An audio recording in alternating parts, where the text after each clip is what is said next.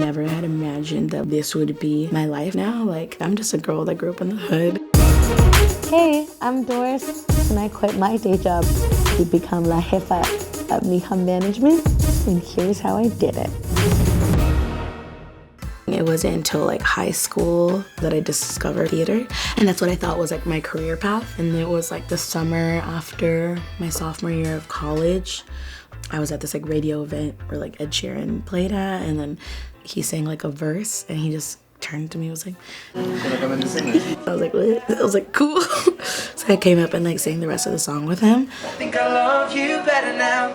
I'm out of sight, I'm out of mind. It was like such a weird summer. I was like, cool, music is my thing. After that, I started writing music with friends and doing open mics, and I was like really committed. I was starting to get like a little following, like in Fullerton, of all places. But somewhere along the way, it's like the spotlight made me uncomfortable. I didn't enjoy the recording process. I had a really like internal conflict with like being the artist, and it wasn't until I got a job on campus booking shows that I was like, oh wait, like I like this. That's when I met the artist that ended up hiring me. That night I was like running production, and then like I hit it off with like her and her manager, and 2 weeks later I got a call. Hey, we like you. There's this like opportunity to be like a day-to-day / tour manager with us. Like, come test the waters at our album photo shoot tomorrow. And I was like, tomorrow? I was like, cool. And that job changed my life.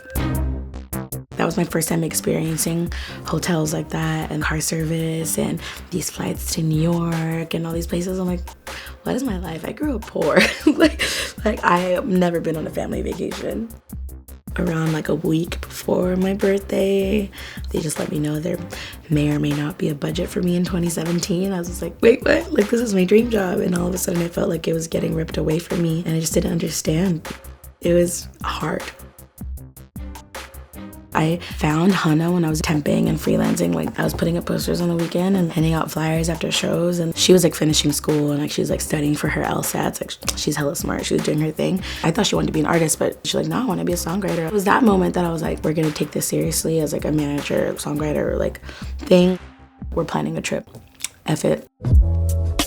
I think about the things that we've been through. Right before she came was when I like found Cuco on Twitter, and I fell down the rabbit hole of his music. And Hannah, while she was on her trip, actually came with me to go see him at a backyard show.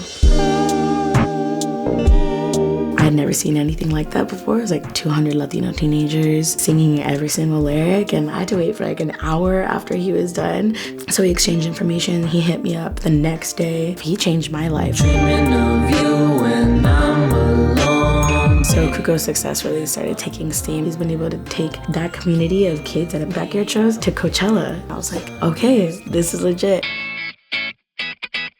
And now the people that turned me away from jobs are hounding us to like try to get in business. Like, the tables really turned, huh? Like this quick. I'm like, dang, like life just really works out the way it's supposed to. Growing up in San Bernardino, I never had imagined that this would be my life now.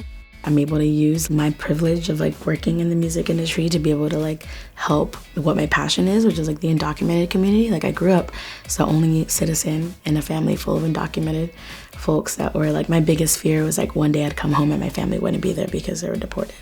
You know, and like I knew I wasn't the only kid that went through that. So I just knew that I had to like help the undocumented community. That's like the most rewarding part of doing all of this.